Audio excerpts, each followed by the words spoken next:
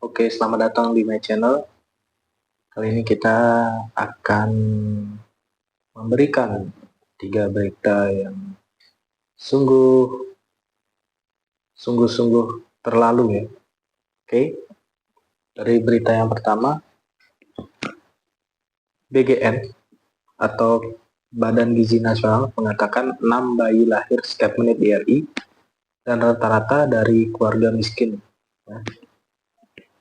Terus berita kedua, kemarin ada pengantin viral yang di bawah umur yang menikah di Lombok. Kemudian berita ketiga adalah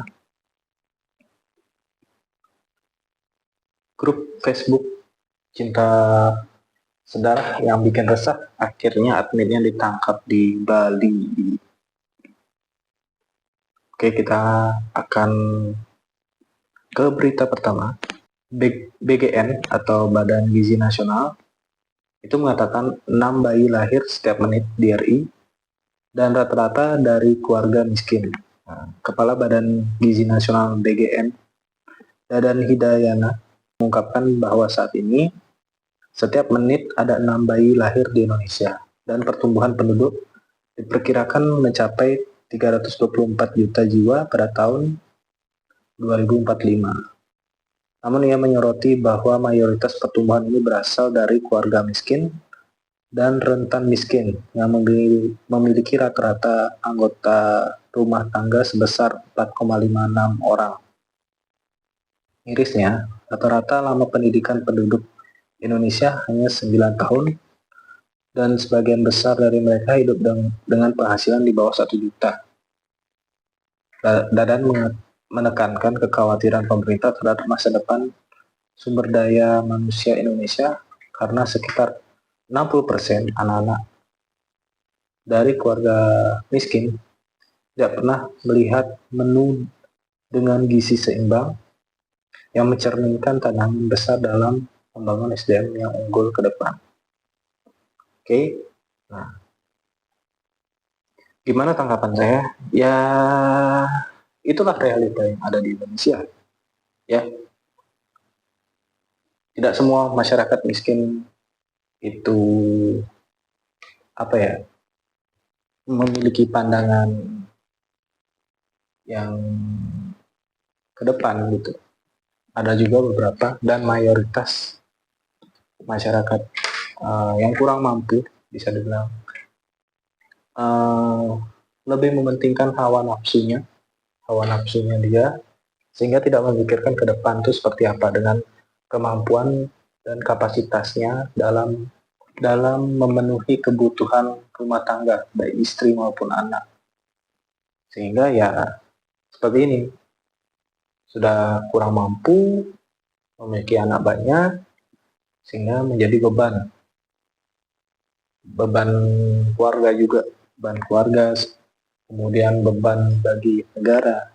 Ya, harusnya sih mungkin sebagai edukasi buat kalian semua, dengan kemampuan kalian yang dirasa mungkin kurang gitu, untuk memenuhi kebutuhan anak maupun istri, yang mungkin dipikirkan kembali dengan memiliki anak ya. Itu dia tanggapan saya. Oke, selanjutnya berita kedua. Sempat heboh pengantin viral yang menikah di bawah umur yang terjadi di Lombok ya. Ini kemarin sempat viral pengantin pria dan wanita yang di bawah umur. Dijelaskan bahwa mempelai wanita itu berinisial YL, kelahiran 13 Juli 2011, adalah siswi SMP di bangku kelas 2.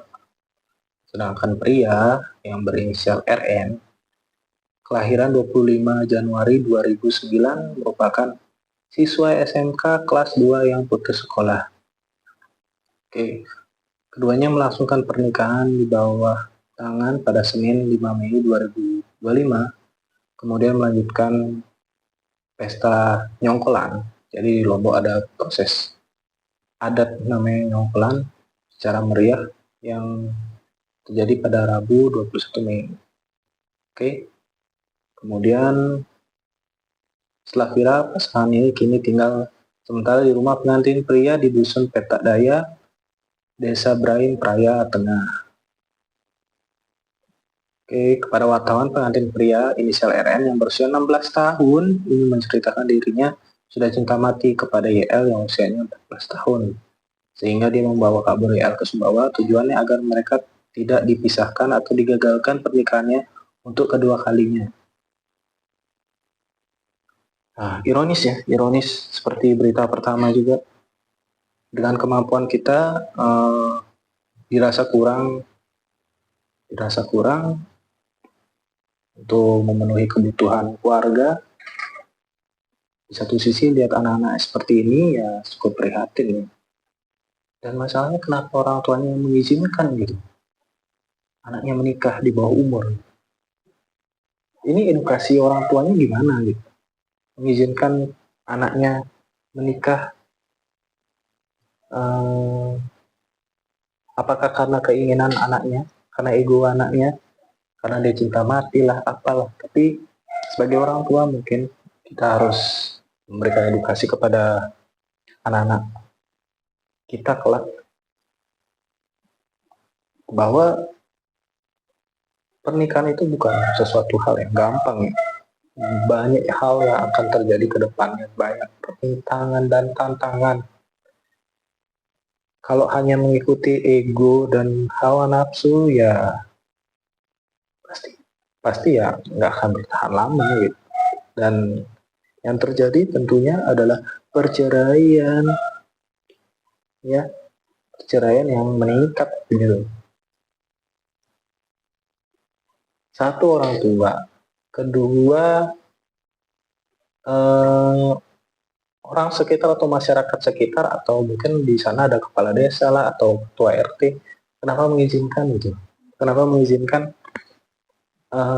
acara tersebut berlangsung gitu? Kalau nggak salah, kebetulan saya juga lahirnya di Lombok ya. Ini nyongkolannya istilahnya kayak mencuri gitu. Mencuri pihak mempelai wanita gitu. Tapi ya nggak salah dengan adat tersebut, nggak ada yang salah. Kalau emang cinta mati ya dipersilahkan, tapi harus diukur juga dengan kemampuan masing-masing gitu. Yang cowok sudah mapan atau yang ceweknya mungkin udah kerja, oke lah, hal tersebut diperbolehkan. Tapi ya balik lagi, ini masih di bawah umur. Orang tuanya tolong dong diperhatikan anak-anaknya. Oke, berita ketiga ya. Nih ya, akhirnya admin grup Facebook Fantasi Sedarah merupakan orang dari Denpasar. Sungguh memprihatinkan. Ternyata admin grup seperti ini merupakan orang Bali. Ini ya, Satreskrim Polres Gresik berhasil mengamankan pria berinisial EDGAMU berusia 44 tahun, administrator grup Facebook bertema menyimpang bertajuk Fantasi Sedarah yang sempat menghebohkan dunia maya. Pria asal Denpasar, Bali ini ditangkap tanpa perlawanan dan saat ini tengah menjalani pemeriksaan insentif di Mapolres Gresik. Ternyata ia juga aktif mengunggah konten yang tak senonoh mengandung unsur incest, termasuk gambar dan video bernuansa pornografi yang disamarkan sebagai unggahan keluarga. Pelaku tidak hanya membuat dan mengelola grup, tetapi juga merekrut anggota baru yang memiliki orientasi dan keterkaitan seksual yang menyimpang. Nah, kenapa ada grup-grup seperti ini gitu di Facebook? Entah kenapa ya, Facebook tuh makin kesini tuh makin apa ya, grup-grup aneh-aneh udah ada di Facebook gitu. yang menyimpang gitu ya pasti ada di Facebook. Makanya saya udah lama nggak main Facebook karena udah apa ya, eh, isinya pasti konten-konten ibu-ibu yang tidak jelas. Makanya udah nggak pernah main Facebook lagi. Dan tanggapan saya sih gimana ya, Eh, mungkin ya hal-hal kayak gini mungkin dari kepolisian sudah melakukan proses penangkapan. Semoga kedepannya tidak ada grup aneh-aneh seperti ini. Mungkin di Facebook itu banyak banget grup-grup aneh-aneh.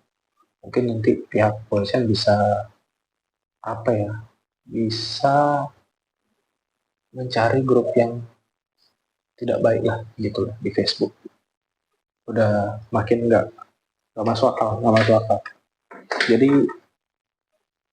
Jadi ya semoga kepolisian bisa menangkap bukan hanya grup Facebook ini ya, tapi grup Facebook yang udah menyimpang tersebut gitu. Oke, itu dia 3 berita kali ini. Semoga ada manfaatnya buat kalian yang menonton video ini. Sampai jumpa di video selanjutnya. Bye-bye.